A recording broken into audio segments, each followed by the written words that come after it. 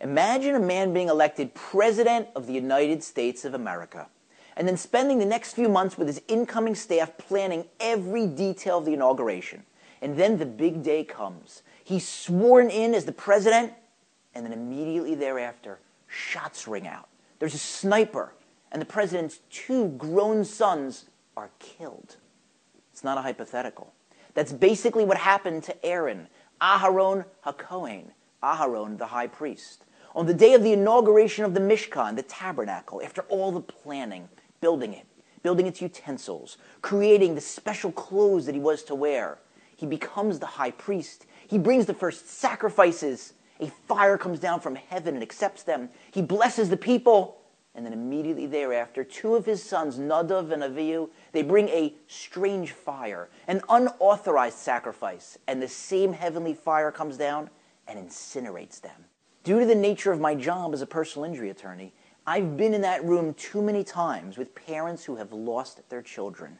That room isn't a dark room, it's a black hole.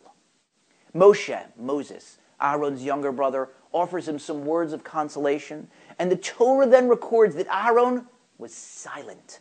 He didn't complain, he didn't rail against heaven, he didn't question God, he silently accepted God's decree. Now listen to this story. Several months ago, I went to console a friend who was sitting Shiva for his father who had passed away. And as is the custom, we got to talking about his father, and he told me what happened on the day of his father's death. His father was elderly, but still had his faculties, but he was infirm, so he had a home health aide. So they went for a walk around the block, and then they came back. And he walked up the steps to his front porch and sat down to have his usual breakfast, waved and said hello to a few friends. And when he finished his breakfast, he took the last bite, put the utensil down, closed his eyes, and passed away. I blurted out to my friend, wow, that sounds exactly like the death of Aaron. Because later on in the Torah, when Aaron dies, we're told by the commentators that what happened was God directed Moshe to take Aaron to a cave in a mountain where there was a bed set up. And he was told to tell Aaron to lie down on the bed, to stretch out his hands, to close his mouth, to shut his eyes, and then he died through a kiss of death, painless, no suffering at all.